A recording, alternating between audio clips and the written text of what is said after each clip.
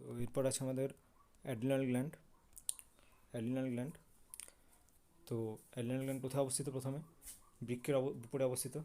ঠিক আছে, এটা একটা বৃক্ক, এটা একটা বৃক্ক, মানে কিডনির উপরে অবস্থিত এরকমভাবে ত্রিকোণাকার করে। এই বৃক্ষের উপরে একটা একটা অ্যাড্রিনাল গ্ল্যান্ড রয়েছে, এই বৃক্ষের উপরে একটা অ্যাড্রিনাল গ্ল্যান্ড রয়েছে, টোটাল দুটো অ্যাড্রিনাল গ্ল্যান্ড রয়েছে। অ্যাড্রিনাল গ্ল্যান্ডটা কীরকমভাবে দেখতে হয়? এরকম ধরনের দেখতে হয়, ত্রিকোণাকার। বাইরের অঞ্চলকে বলা হয় কটেক্স, ভিতরের অঞ্চলকে বলা হয় মেডুলা। কটেক্স অঞ্চল থেকে কিছু কিছু হরমোন নির্গত হয়, আর মেডুলা থেকে নির্গত হয় অ্যাড্রিনালিন আর নর অ্যাড্রিনালিন। এবারে তাদের কাজগুলো দেখতে হবে। প্রথমে আগে কী লেখা আছে দেখে নিই। অবস্থান অবস্থান মানবদেহের প্রতিটি বৃক্কের শীর্ষদেশে টুপির মতো করে অ্যাড্রিনাল গ্ল্যান্ড অবস্থিত থাকে, এটাকে সুপ্রারেনাল গ্ল্যান্ডও বলা হয়।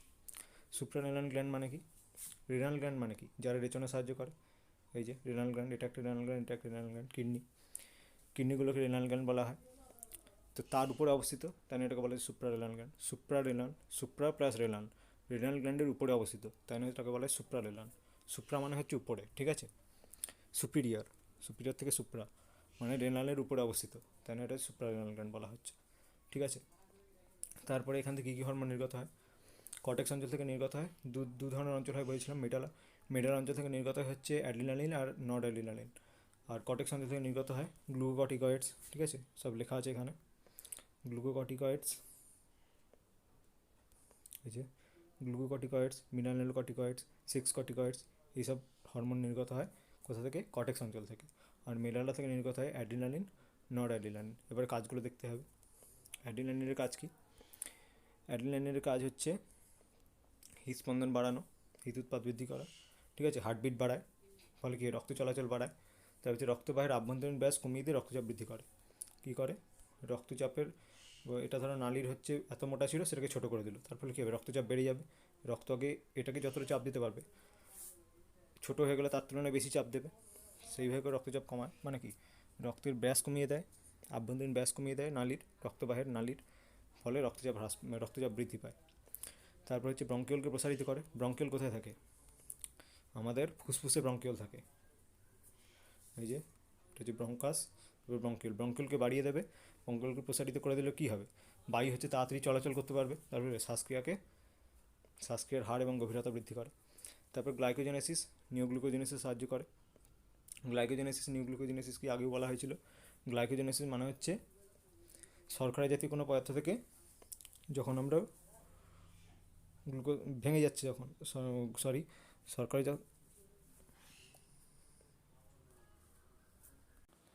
গ্লাইকোজেনেসিস মানে হচ্ছে গ্লাইকোজেন যখন ভেঙে যাচ্ছে, গ্লাইকোজেন যখন ভেঙে গিয়ে গ্লুকোজ তৈরি করছে, তাকে বলা হচ্ছে গ্লাইকোজেনেসিস। আর নিওগ্লুকোজেনেসিস মানে কি? কোনো অশর্করা যখন বস্তু থেকে তৈরি হচ্ছে গ্লুকোজ, যেমন ফ্যাট, প্রোটিন, এসব থেকে যখন গ্লুকোজ তৈরি হচ্ছে, তখন তাকে বলা হচ্ছে নিওগ্লুকোজেনেসিস। ঠিক আছে, তো গ্লাইকোজেনেসিস নিওগ্লুকোজেনেসিসকে ত্বরান্বিত করবে, তাকে অ্যাক্সিলারেট করবে। ঠিক আছে, তার রেট বাড়াবে। তারপর লালা গ্রন্থি থেকে লালা ক্ষরণ কমায়। ঠিক আছে, তারপর খাদ্যনালীর বিচলন হ্রাস করে। তারপরে যকৃৎ এবং পেশিতে গ্লাইকোজেনেসিসের হার বৃদ্ধি করে, আগেও পরে যেটা বলা হলো। তারপর ত্বকে অবস্থিত ইরেক্টোরাস পিলি পেশিকে সংকুচিত করে লোমকে খাড়া করতে সাহায্য করে। এই যে অ্যাড্রিনালিন যে লোমকে যে খাড়া করে, যখন ভয় হয় অথবা ভয়ের সময় যখন আমাদের লোম যখন খাড়া হয়ে যায়, অথবা চুল যখন খাড়া হয়ে যায়, এসব জিনিস দেখা যায়। এসব কার কারণে হয়? অ্যাড্রিনালিনের কারণে হয়। তো এগুলো কীভাবে হয়? ত্বকে, এটা ধরো ত্বকের হচ্ছে কয়েকটা লোম রয়েছে, এখানে থাকে ইরেক্টোরাস পিলি বলে একটা পেশি থাকে, তার সাথে যুক্ত থাকে, এই চুলগুলো সব যুক্ত থাকে। অনেক অনেক ইরেক্টোরাস পিলি রয়েছে, তার সাথে সব লোমগুলো যুক্ত আছে। তো এটা যখন সংকুচিত যখন হবে, তখন এটা দাঁড়িয়ে যাবে।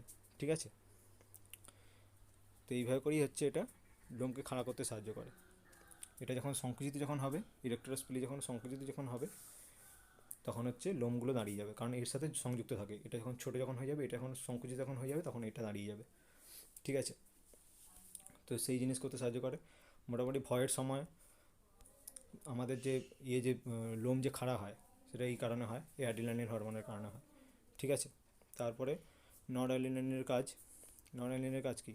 রক্তবাহের সংকোচন ঘটিয়ে রক্তচাপ বৃদ্ধি করে। অ্যাড্রিনালিন আর নরঅ্যাড্রিনালিনের কাজ মোটামুটি প্রায় একই ধরনের। এও হচ্ছে রক্তবাহের সংকোচন ঘটায়, এই রক্তবাহী নালিকা তাকে ছোটো করে দিল, তার ফলে রক্তচাপ বৃদ্ধি পেয়ে গেল।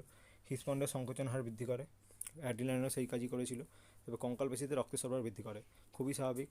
যখন হৃৎস্পন্দনের হার যখন বেড়ে গেল তখন কী হবে, রক্তের সরবরাহ বাড়বে, আর রক্তের সরবরাহ বাড়া মানে কি, অক্সিজেনের সরবরাহ বাড়বে, সেটা মস্তিষ্কে অক্সিজেনের সরবরাহ বাড়িয়ে দেবে। রক্ত বেশি পরিমাণ যাচ্ছে, তারপর কী হচ্ছে, অক্সিজেনও বেশি পরিমাণ যাচ্ছে, রক্তের মাধ্যমেই তো অক্সিজেনটা পরিবাহিত হয়। রক্তে থাকে হিমোগ্লোবিন, হিমোগ্লোবিনের সাথে অক্সিজেন প্রবাহিত হয়, ঠিক আছে। তারপর এখানে কী কী লেখা আছে, এদেরকেই জরুরিকালীন বা আপতকালীন হরমোনও বলা হয়, এই যে অ্যাড্রিনালিন আর নরঅ্যাড্রিনালিনকে। দেহের জরুরি অবস্থা যেমন রাগ, ভয়, উত্তেজনা, দুশ্চিন্তা ইত্যাদি ক্ষেত্রে অ্যাড্রিনালিন হরমোন অধিক পরিমাণে ক্ষরিত হয় এবং হৃৎস্পন্দনের হার, রক্তচাপ, শ্বাসহার ইত্যাদি বাড়িয়ে দিয়ে জরুরি অবস্থা নিয়ন্ত্রণের জন্য দেহকে উপযোগী করে তোলে, ঠিক আছে। এদেরকে জরুরিকালীন হরমোনও বলা হয়। কাদেরকে বলা হয়, অ্যাড্রিনালিন হরমোনকে। নরঅ্যাড্রিনালিনকেও বলা হয়, ঠিক আছে। তারপরে আছে শুক্রাশয় এবং ডিম্বাশয়কে মিশ্রগ্রন্থি বলা হয় কেন। মিশ্রগ্রন্থি মানে কি, অন্তঃক্ষরা গ্রন্থি প্লাস বহিঃক্ষরা গ্রন্থি দুটো হিসেবেই কাজ করবে, এদেরকে বলা হয় মিশ্রগ্রন্থি। অগ্নাশয় একটা মিশ্রগ্রন্থি, ঠিক আছে। তো শুক্রাশয় এবং ডিম্বাশয়কে কেন মিশ্রগ্রন্থি বলা হচ্ছে, কারণ অন্তঃক্ষরা এবং বহিঃক্ষরা দুইভাবেই কাজ করে। অন্তঃক্ষরা গ্রন্থি মানে কি, যেসব গ্রন্থি থেকে নিঃসরণ যেগুলো বেরোবে, মানে হরমোন যেগুলো, সেগুলো আমাদের কোনো নালি লাগবে না, কোনো ধরনের নালি ছাড়া যাবে। তো শুক্রাশয় ডিম্বাশয় থেকে যেসব হরমোনগুলো নিষ্কৃত হয় সেসবগুলো উইদাউট এনি নালি যায়, ঠিক আছে। তাই এটা হচ্ছে অন্তঃক্ষরা গ্রন্থি হিসেবে কাজ করে। আর বহিঃক্ষরা গ্রন্থি হিসেবেও কাজ করে, যখন শুক্রাণু এবং ডিম্বাণু যখন নিষ্কৃত যখন হয় তখন নালীর মাধ্যমে নিষ্কৃত হয়, ডিম্বক নালী রয়েছে, শুক্রনালী রয়েছে, ঠিক আছে, এগুলো দিয়ে নিষ্কৃত হয়। তো এটা অন্তঃক্ষরা গ্রন্থি হিসেবে কাজ করলো, যখন হরমোন যখন নিষ্কৃত করছে তখন সেটা অন্তঃক্ষরা গ্রন্থি হিসেবে কাজ করছে, মানে কোনো ধরনের নালী ছাড়া সরাসরি রক্তে হরমোনটাকে দিয়ে দিচ্ছে। আর বহিঃক্ষরা গ্রন্থি মানে কি, একটা নালীর মধ্যে প্রবাহিত হচ্ছে, শুক্রনালী এবং ডিম্বক নালী এই দুটোর মাধ্যমে প্রবাহিত হচ্ছে, তাই জন্য এটাকে বলা হচ্ছে বহিঃক্ষরা গ্রন্থি হিসেবে কাজ করছে, সেটাই এখানে লেখা আছে। শুক্রাশয় এবং ডিম্বাশয় জননকোষ উৎপন্ন করে এবং হরমোন নিঃসরণ করে। জননকোষ মানে কি, এই যে ডিম্বাশয় যে নিষ্কৃত করলো যে ডিম্বাণু, আর শুক্রাশয় নিষ্কৃত করলো যে শুক্রাণু, এগুলো হচ্ছে জননকোষ, ঠিক আছে। এবং হরমোন নিঃসরণ করে, এগুলোকে বলে গোনাড, এগুলোকে গোনাড বলে। শুক্রাশয় এবং ডিম্বাশয়কে মিশ্রগ্রন্থি হিসেবে কাজ করে। জননকোষ উৎপাদন, এই যে জননকোষ উৎপাদন হচ্ছে বহিঃক্ষরা হিসেবে কাজ করে, আর হরমোন নিঃসরণের অন্তঃক্ষরা হিসেবে কাজ করে। জননকোষ উৎপাদনে বহিঃক্ষরা কাজ, কারণ জননকোষগুলো কীভাবে যায়, শুক্রাণু এবং ডিম্বাণু কীভাবে যায়, নালীর মাধ্যমে যায়, ডিম্বক নালী রয়েছে, শুক্রনালী রয়েছে। আর হচ্ছে হরমোন যখন নিষ্কৃত হবে তখন অন্তঃক্ষরা গ্রন্থি হিসেবে কাজ করবে, তাই জন্য এটাকে বলা হচ্ছে মিশ্রগ্রন্থি, তো সেটা এখানে বলা হয়েছে। তারপরে শুক্রাশয় কোথায় অবস্থিত, শুক্রাশয় হচ্ছে স্ক্রোটাম নামক থলির ভিতর থাকে, ঠিক আছে। পুরুষের শুক্রাশয় দুটি জন্মের 2 মাস আগে পর্যন্ত শনি গহ্বরে থাকে, জন্মের পরে শুক্রাশয় দুটি দেহের বাইরে স্ক্রোটাম নামক থলির ভিতর থাকে। স্ক্রোটাম নামক থলির ভিতর কেন রাখতে হয়, কেন স্ক্রোটাম নামক থলির ভিতর কেন শুক্রাশয় থাকে, কারণ এটা মানব দেহের বাইরে থাকে, ঠিক আছে। এই যে এটা হচ্ছে স্ক্রোটাম নামক থলি, ঠিক আছে, এটা হচ্ছে স্ক্রোটাম নামক থলি, এটা হচ্ছে পেনিস, ঠিক আছে। তো এইটা হচ্ছে স্ক্রোটাম নামক থলি, এখানে থাকে, কারণটা কি, এর টেম্পারেচার মানব দেহের টেম্পারেচার থেকে 2 থেকে 3 ডিগ্রি সেলসিয়াস কম হয়।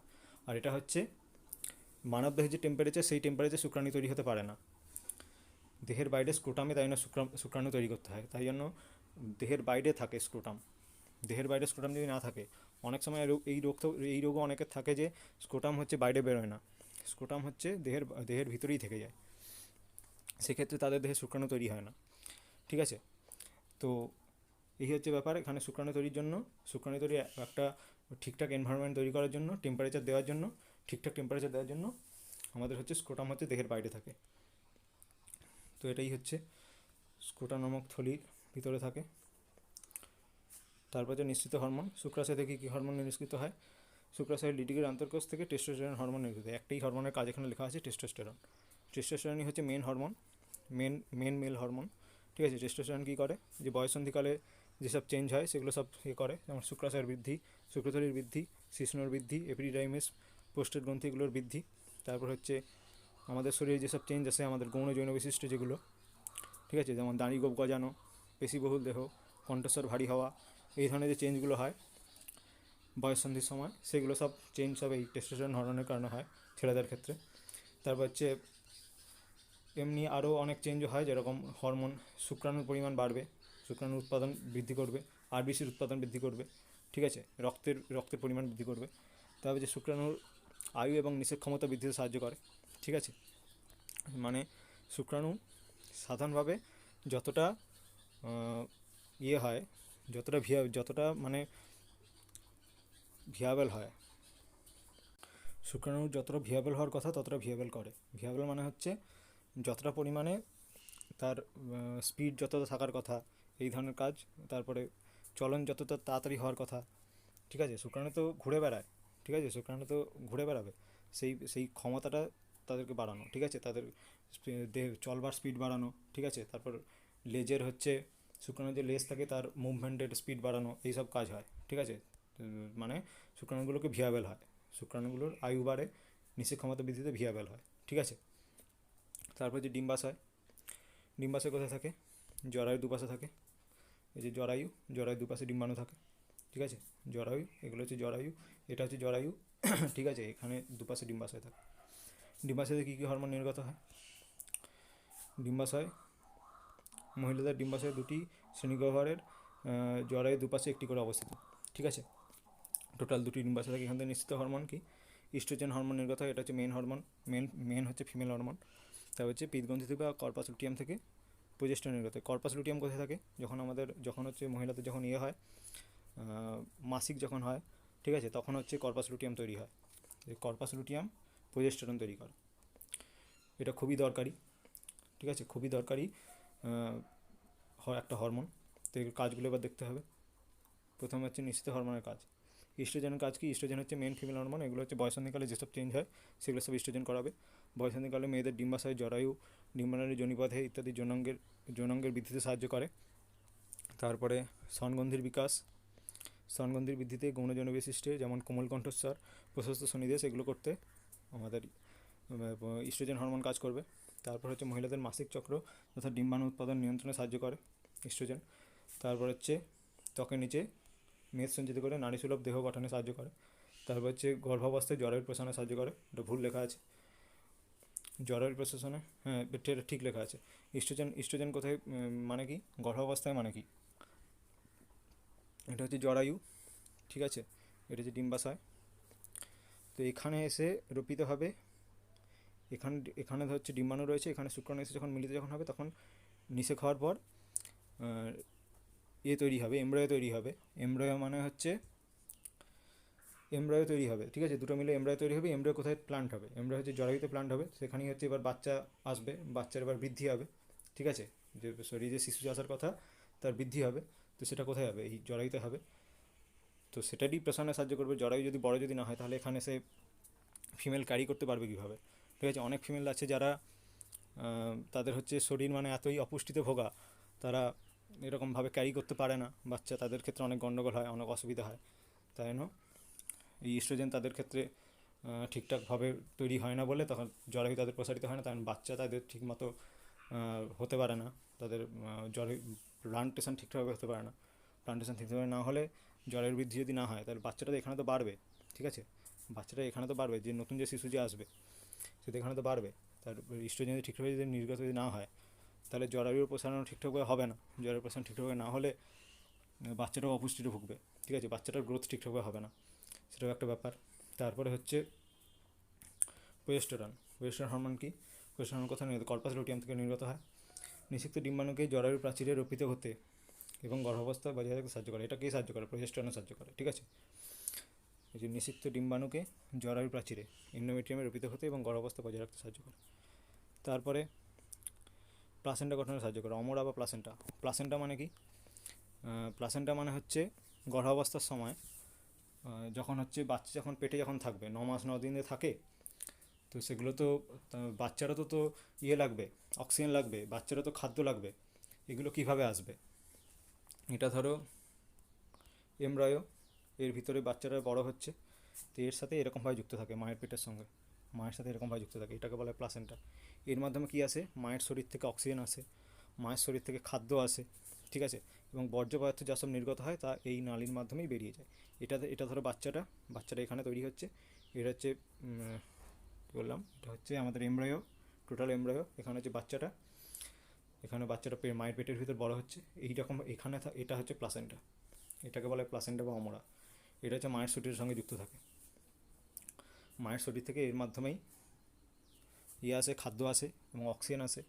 আবার যেসব বর্জ্য পদার্থ যেমন কার্বন ডাইঅক্সাইড বেরিয়ে যাবে, বর্জ্য পদার্থ যা বেরোনো এর মাধ্যমেই বেরোবে। ঠিক আছে, এটাই হচ্ছে মেন পথ। মায়ের সাথে কানেকশন এভাবে করে তৈরি হয় প্লাসেন্টার মাধ্যমে। এটা তৈরিতে কে সাহায্য করে? প্রোজেস্টেরন সাহায্য করে, সেটা এখানে লেখা আছে।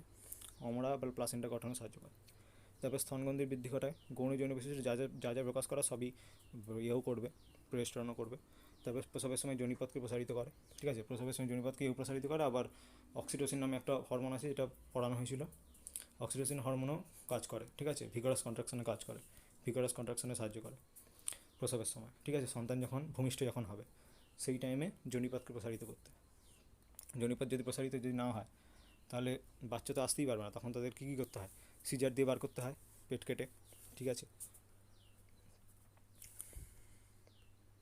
এবার আছে কয়েকটা হরমোনের ক্ষরণজনিত অস্বাভাবিকতা।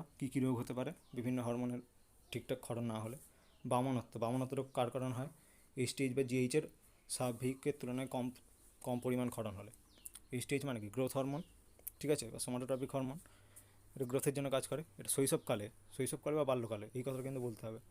শৈশবকালে বা বাল্যকালে যদি এইচটিএইচ ক্ষরণ যদি কম হয় তাহলে কী হবে? বামনত্ব হবে। উচ্চতা 3 ফিটের বেশি হবে না। ঠিক আছে, এখানে রোগটা দেখানো আছে মনে হয় না, এটা আলাদা জিনিসের ছবি আঁকা আছে, এটা ডায়াবেটিস ইনসিপিটাস। তো কী হবে বামনত্ব রোগে? এক নম্বর লক্ষণ হচ্ছে শিশুর অস্থি এবং পেশির বৃদ্ধি ব্যাহত হয়।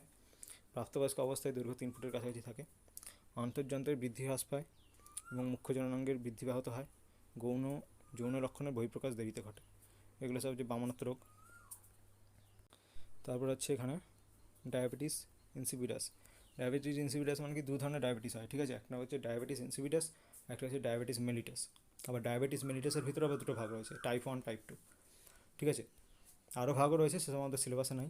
তো ডায়াবেটিস ইনসিপিটাস মানে কি? আগে একটা এডিএইচ হরমোনের কাজ বলা হয়েছিল। এডিএইচ হরমোন মানে কি? Antidiabetic hormone. যখন কী বলা হয়েছিল? যখন শরীরে যখন জলের যখন অভাব চলবে, তখন তো শরীর থেকে জল তো বাইরে বেরিয়ে গেলে চলবে না। ঠিক আছে, মূত্রের মাধ্যমে বাইরে যদি বেরিয়ে যায় সেই টাইমেও জল, তাহলে শরীরের মধ্যে জলের অভাব অনেক চলে আসবে। সেই টাইমে এডিএইচ কাজ করে। এডিএইচ কী করবে? এডিএইচ হচ্ছে এই যে নেফ্রন, এটা হচ্ছে কী বলা হয় এটাকে?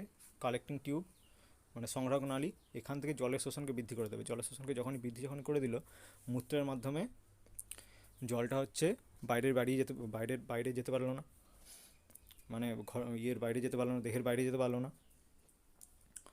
সেই কাজটা করবে এডিএইচ, মানে জলের শোষণকে বাড়িয়ে দেবে সংগ্রাহক নালীকে বাড়িয়ে দিলে দেহের বাইরে জল যেতে পারবে না। দেহের বাইরে জল যদি যেতে না পারলে মানে কি? দেহের ভিতর থাকলো, তার মানে কি? দেহে জলের অভাবটা তৈরি হলো না, দেহে জল থাকলো। কিন্তু এডিএইচের ক্ষরণের যদি অস্বাভাবিক যদি হয়, মানে কি এডিএইচ যদি কম ক্ষরণ হয়, তাহলে কী হবে? জল হচ্ছে শোষিত হবে না, পূর্ণ শোষণ হবে না জল। তাহলে কী হবে? মূত্র আকারে বেরিয়ে যাবে। মূত্র আকারে বেরিয়ে গেলে কী হবে? জলের পরিমাণ কমে যাবে দেহ থেকে। জলের পরিমাণ যখনই কমে গেল, জল সংক্রান্ত যা যা অসুবিধা হওয়ার কথা সবই আসবে। মানে কি? আমাদের দেহে জলের পরিমাণ কমে যাবে। ঠিক আছে, সেইগুলো সব এখানে লেখা আছে। এডিএইচের স্বাভাবিক তুলনায় কম ক্ষরণ হলে ডায়াবেটিস ইনসিপিটাস হয়। লক্ষণ: নেফ্রনের দূরবর্তী সংবর্ত নালিকা এবং সংগ্রহ নালিকা অংশে জলের পুনঃশোষণ ব্যাহত হয়। বোঝা গেছে? তারপরে দৈনিক 10 থেকে 15 লিটার লঘুমূত্র নির্গত হয়। যখনই কমে গেল, ঠিক আছে, দেহে যখনই জলের শোষণ কমে গেল, তার মানে কি? জল হচ্ছে বেশি পরিমাণ বেরোবে। মানে কি? 10 থেকে 15 লিটার লঘুমূত্র আকারেই বেরিয়ে যায়। ঠিক আছে, তারপরে লঘুমূত্র মানে কি? লঘুমূত্র মানে হচ্ছে মূত্র থেকে ঘন হয়নি এখনও, মানে জল বেশি পরিমাণ থেকে গেছে, তাই না লঘুমূত্র। ঠিক আছে, মূত্রটা এখনও পর্যন্ত ঘন হয়নি, শুধুমাত্র জলই বেরিয়ে যাচ্ছে বারবার ধরে। কিন্তু মূত্র দিয়ে কী বার কথা? রেচন পদার্থ অ্যাকচুয়ালি বার করার কথা, তার মধ্যে কিছুটা পরিমাণ জল থাকে। ঠিক আছে, কিন্তু সমস্তটাই যদি জল থাকে তাহলে সেটা লঘুমূত্র, মানে বেশিরভাগ পরিমাণে যদি জল থাকে তাহলে সেটা লঘুমূত্র হয়ে গেল, কারণ সেটা বার করা উচিত নয়, তবুও বেরিয়ে যাচ্ছে। জল আমাদের শরীরে থাকার দরকার, তবুও জল বেরিয়ে যাচ্ছে, মানে এটা হচ্ছে লঘুমূত্র। তবে যে রোগী হচ্ছে প্রবল তৃষ্ণা অনুভব করে, কারণটা কি? জল হচ্ছে বারবার বেরিয়ে যাচ্ছে দেহ থেকে। যদি বারবার জল বেরিয়ে যায় তাহলে কী হবে? আমাদের দেহে জলের অভাব থাকবে, তাই না? তৃষ্ণাও বেশি পাবে। তারপর যে গলগণ্ড রোগ কার কারণে হয়? থাইরক্সিনের কারণে হয়। গলগণ্ড রোগ থাইরক্সিন হরমোনের কম ক্ষরণের ফলে সাধারণ গলগণ্ড এবং থাইরক্সিন হরমোনের অধিক কারণে গ্রীবমণিত রোগ বা বহিঃচোখ গলগণ্ড হয়। 2 ধরনের গলগণ্ডের কথা এখানে লেখা আছে, একটা হচ্ছে সাধারণ গলগণ্ড, একটা হচ্ছে গ্রেভস রোগ। গ্রেভসের গলগণ্ড। কখন হয় কখন হয় থাইরক্সিন হরমোনের কম পরিমাণ ক্ষরণ হলে তখন সেটা হয় সাধারণ গলগণ্ড, আর থাইরক্সিন যখন বেশি পরিমাণ ক্ষরণ হবে তখন হবে গ্রেভ বর্ণিত গলগণ্ড। বেশি পরিমাণ ক্ষরণ হলে হবে গ্রেভস রোগ, আর কম পরিমাণ ক্ষরণ হলে হবে গলগণ্ড রোগ, সাধারণ গলগণ্ড। তারপরে সেটি এখানে লেখা আছে, লক্ষণগুলো লেখা আছে। সাধারণ গলগণ্ডের লক্ষণ কী হবে? থাইরয়েড গ্রন্থি অস্বাভাবিক বৃদ্ধি হবে এবং গ্রীবাঞ্চল ফুলে উঠবে। ঠিক আছে, দেখেছো নিশ্চয়ই এইগুলো, এই গলগণ্ডের রোগের কিছু রোগী। তো গ্রীবা হচ্ছে তাই ফুলে যায়, কারণ থাইরয়েড গ্রন্থি হচ্ছে ফুলে যায়। থাইরয়েড গ্রন্থিটা কোথায় থাকে? গলার কাছেই তো থাকে, ঠিক আছে, লাইংসের কাছেই তো থাকে। তো গ্রীবাঞ্চল ফুলে যায় তাই না, কারণ থাইরয়েড গ্রন্থিটি অস্বাভাবিক বৃদ্ধি ঘটে যায়। তারপরে বর্ধিত থাইরয়েড গ্রন্থির কারণে, যেহেতু এটা শ্বাসনালীতে চাপ দিচ্ছে, শ্বাসনালীতে চাপ দেওয়ার কারণে কী হবে? শ্বাসকার্যের অসুবিধা তৈরি হবে। তারপর খাবার গিলতে অসুবিধা হবে, গলা ফুলে গেছে, শ্বাসনালী হয়ে গেছে, দুটো একসাথে কানেক্টেড, তো খাদ্যনালীতেও গিয়ে চাপ পড়বে, তাহলে খাবার গিলতে অসুবিধা হবে। তারপরে যে রক্তে T4 এর পরিমাণ স্বাভাবিক তুলনায় কমে যায়। ঠিক আছে, যেহেতু থাইরয়েড গ্রন্থি কী হচ্ছে, T4 এর পরিমাণ, থাইরয়েড গ্রন্থি তো ঠিকঠাক বৃদ্ধি হচ্ছে না, থাইরয়েড গ্রন্থিতে হরমোন তো কম খরিত হচ্ছে, তার মানে কী হবে? T4 এর পরিমাণ কমে যাবে। T4 একটা হরমোন, তার পরিমাণ কমে যাবে স্বাভাবিক তুলনায়। হচ্ছে গ্রেভস বর্ণিত রোগ, এটা হচ্ছে কি বেশি পরিমাণ ক্ষরণ হলে থাইরয়েড গ্রন্থি থেকে। থাইরয়েড গ্রন্থি বড় হয় এবং ফুলে ওঠে, বেশি পরিমাণ ক্ষরণ, মানে থাইরয়েড গ্রন্থি বড় হয় এবং ফুলে ওঠে, এর ক্ষেত্রেও হবে। এর ক্ষেত্রে কী হবে? অক্ষিগোলক বাইরে বেরিয়ে আসার চেষ্টা করবে। ঠিক আছে, অক্ষিগোলক বাইরে বেরিয়ে আসার চেষ্টা করবে। ঠিক আছে, অক্ষিগোলক বাইরে বেরিয়ে আসার চেষ্টা করবে। তো তারপরে কি বিস্ফোরিত নেত্র হবে, বিস্ফোরিত নেত্র। তারপরে রক্তে শর্করা, আয়োডিন এবং T4 এর পরিমাণ স্বাভাবিক তুলনায় বেশি হয় স্বাভাবিক, কারণ থাইরক্সিন আমাদের থাইরয়েড গ্রন্থি বেড়ে গেছে। তবে আক্রান্ত ব্যক্তির মেজাজ খিটখিটে হয় এবং BMR এবং হৃদস্পন্দন বেড়ে যায়, হার্টবিট বেড়ে যায়, BMR বেড়ে যায়। BMR মানে কি? বেসাল মেটাবলিক রেট বেড়ে যায়। তবে যে ডায়াবেটিস মেলিটাস মানে কি? ডায়াবেটিস মেলিটাস হচ্ছে এক ধরনের ডায়াবেটিস মেলিটাস। এটা কার কারণে হয়? ইনসুলিনের কারণে হয়, ইনসুলিনের অভাবে হয়। ঠিক আছে, দু ধরনের এই ডায়াবেটিস মেলিটাস আবার দু ধরনের, এক নম্বর হচ্ছে টাইপ 1, এক নম্বর হচ্ছে টাইপ 2। টাইপ 1 মানে কি? ইনসুলিনের অভাবে যেটা হবে। ইনসুলিন কোথা থেকে নির্গত হয়? প্যানক্রিয়াস থেকে নির্গত হয়। ঠিক আছে, প্যানক্রিয়াসের বিটা সেল থেকে নির্গত হয়। তো ইনসুলিন যদি কম পরিমাণ নির্গত হয়, তার মানে কী হবে? গ্লুকোজ হচ্ছে রক্ত থেকে সেলে যেতে পারছে না, মানে কি রক্তে হচ্ছে গ্লুকোজের পরিমাণ বেড়ে থাকছে। সেটা হয় কি? সেটাকেই বলা হচ্ছে টাইপ 1, এটাকে বলা হচ্ছে টাইপ 1 বা IDDM, first type of diabetes mellitus বা ইনসুলিন নির্ভর ডায়াবেটিস। ব্যাস, তো সেটা এখানে লেখা আছে। তো টাইপ 1 এর ক্ষেত্রে কী লেখা আছে? শিশু বা বয়ঃসন্ধিকালীন ছেলেমেয়েদের আইলেটস অফ ল্যাঙ্গারহ্যান্সের বিটা কোষগুলি ক্ষতিগ্রস্ত হলে বা বিনষ্ট হলে টাইপ 1 ডায়াবেটিস হয়। মানে ইনসুলিনের অভাব হচ্ছে, তাই না ডায়াবেটিস মেলিটাস হচ্ছে। এবং প্রাপ্তবয়স্কদের ইনসুলিন গ্রাহক মানে কি? ইনসুলিন কোথাও একটা গিয়ে লাগবে, ইনসুলিন গ্রাহকের সাথে না যদি যুক্ত হতে পারে, তাহলে ইনসুলিনটা নিশ্চয়ই কাজ করতে পারবে না। প্রত্যেকটা হরমোনের কী দরকার হয়? একটা গ্রাহকের দরকার হয়, রিসেপ্টরের দরকার হয়। সেই রিসেপ্টরের সঙ্গে যুক্ত যদি না হতে পারে এবং হরমোন রিসেপ্টর কমপ্লেক্স যদি তৈরি যদি না করতে পারে, তাহলে হরমোন নিশ্চয়ই সক্রিয় হতে পারে না, হরমোন কোনো কাজই করতে পারে না। তো ইনসুলিনের যে রিসেপ্টর যেটা রয়েছে, সেটা যদি কাজ যদি না করতে পারে, ইনসুলিনের জন্য কাজ যদি না করতে পারে ইনসুলিন, তাহলে কী হবে? তাহলেও ইনসুলিন কাজ করতে পারবে না। তো সেইটাই হয় টাইপ 2, সেটাই হচ্ছে টাইপ 2 ধরনের ডায়াবেটিস। টাইপ 2 ডায়াবেটিস বা ইনসুলিন অনির্ভর ডায়াবেটিস মেলিটাস। এতে কী হয়? কোষ পর্দাস্থিত ইনসুলিন গ্রাহকের ইনসুলিনের প্রতি সংবেদনশীলতা লোপ পায়। এটা হচ্ছে কোষ পর্দা, এটা হচ্ছে কোষ। এখানে ধরো ইনসুলিন রয়েছে, ইনসুলিন গ্রাহক রয়েছে, এটাতে ইনসুলিন নির্গত হলো, ইনসুলিন এখানে লাগলো, কিন্তু একে রাখতে পারছে না, একে টানছে না, ইনসুলিন এর কাছে যাচ্ছে না, এর প্রতি এর সংবেদনশীলতা হ্রাস পেয়েছে। তাহলে কী হবে? তাহলেই হবে টাইপ 2 ধরনের ডায়াবেটিস। ঠিক আছে, যদি এর কাছে না যায়, তাহলে কী হবে? ইনসুলিন কাজ করতে পারবে না। ইনসুলিন কাজ যদি না করতে পারে, তাহলে সেটাও একই ধরনের কাজ হয়ে গেল, যে ইনসুলিন থাকলো কিন্তু ইনসুলিনের কাজটা হলো না। সেটাই হচ্ছে টাইপ 2 ধরনের ডায়াবেটিস। এটা হচ্ছে লক্ষণ। IDDM মানে কি? First type of diabetes mellitus. এতে কী হবে? সেই একই পরিমাণ রক্তের গ্লুকোজের পরিমাণ বাড়বে, মূত্রের মাধ্যমে গ্লুকোজের নির্গমন হবে বেশি, গ্লুকোজুরিয়া। রক্তে গ্লুকোজ থেকেই যাচ্ছে, তাহলে কী হবে? সেই গ্লুকোজ তো বাইরে বেরিয়ে যাবে। ঠিক আছে, রক্ত পরিশ্রবণ কোথায় হয়? বৃক্কতে হয়। তো বৃক্কের মাধ্যমে বাইরে বেরিয়ে যাবে গ্লুকোজটা। মূত্রে যখন গ্লুকোজ যখন থাকবে, তখন সেটা কী বলা হবে? গ্লুকোজুরিয়া বলা হবে। রক্তে কিটোন বডিরও বৃদ্ধি পেয়ে যায়, রক্তে কিটোন বডির পরিমাণও বৃদ্ধি পেয়ে যায়। ঠিক আছে, তারপর হচ্ছে এনআইডিডিএম মানে কি, নন ইনসুলিন ডায়াবেটিস মেলিটাস। এতে কী হবে, এতেও একই পরিমাণ যে এতে কী হবে, বৃক্ক ক্ষতিগ্রস্ত হতে পারে, রেনাল ফেলিওর হতে পারে, রেটিনা ক্ষতিগ্রস্ত হতে পারে, অন্ধত্ব দেখা যেতে পারে এবং করোনারি হার্ট ডিজিজ দেখা যেতে পারে। ঠিক আছে, এই ধরনের সব ব্যাপার হতে পারে। তারপর হচ্ছে অন্তঃক্ষরা গ্রন্থি আর বহিঃক্ষরা গ্রন্থির পার্থক্যগুলো দেওয়া আছে। অন্তঃক্ষরা গ্রন্থি মানে কি, যাতে হচ্ছে কোনো ধরনের নালী থাকে না, নিঃসরণের পর কোনো ধরনের নালী থাকে, এবং হরমোন যেগুলো ডাইরেক্ট হচ্ছে ডাইরেক্ট হচ্ছে আমাদের লিম্ফে নির্গত হয় অথবা রক্তে নির্গত হয়। হয় আমাদের লিম্ফে নির্গত হবে, LIMPH মানে লসিকা, ডাইরেক্ট হয় লসিকাতে নির্গত হবে, নাহলে রক্তে নির্গত হবে, কোনো নালী থাকবে না। এরকম অন্তঃক্ষরা গ্রন্থি আর বহিঃক্ষরা গ্রন্থি মানে কি, নালী থাকবে, একটা ক্ষরণ, একটা নালী থাকবে। ঠিক আছে, খরিত পদার্থ, এদের খরিত পদার্থ হলো হরমোন, এদের খরিত পদার্থ হলো পাচকগ্রাহক বা রেচন পদার্থ। যেমন হচ্ছে এই যে খাদ্য যে খাচ্ছি, ওটাও কি, ওটা একটা নালীর মাধ্যমে যাচ্ছে, খাদ্য নালীর মাধ্যমে। রেচন পদার্থ যেটা নির্গত যেটা হচ্ছে, এটা কীভাবে যাচ্ছে, নেফ্রনের মাধ্যমে যাচ্ছে। ঠিক আছে, নেফ্রনের মাধ্যমে পরিশ্রুত হচ্ছে। তো এদের ক্ষেত্রে নালী থাকছে। ঠিক আছে, এগুলো হচ্ছে বহিঃক্ষরা গ্রন্থি। তারপর কাজের স্থান, এদের খরিত পদার্থ টার্গেট কোষের উপর কাজ করে। যে হরমোন নির্গত হলো, হরমোন কোষের উপরে বা কোষের ভিতরে টার্গেট থাকে, টার্গেটে গিয়ে মানে একটা গ্রাহক থাকে, গ্রাহকে গিয়ে যুক্ত হবে, তখনই হচ্ছে কাজটা করবে। টার্গেট সেলে হচ্ছে থাকে, গ্রাহক থাকে, সেই গ্রাহকের সঙ্গে হরমোন যখন যুক্ত হবে তখনই কাজটা করবে হরমোনটা, তার আগে কাজ করতে পারবে না। তো মানে কি, এদের হরমোনদের কী থাকে, এক একটা করে টার্গেট কোষ থাকে, কিন্তু বহিঃক্ষরা গ্রন্থির কোনো টার্গেট কোষ থাকে না, এটা ডাইরেক্ট হচ্ছে নির্দিষ্ট বস্তুর উপর কাজ করে, খরিত পদার্থ নির্দিষ্ট বস্তুর উপর কাজ করে। ব্যাস এগুলোই হলো। কোনো কোশ্চেন থাকলে জিজ্ঞাসা করবে পরবার পর।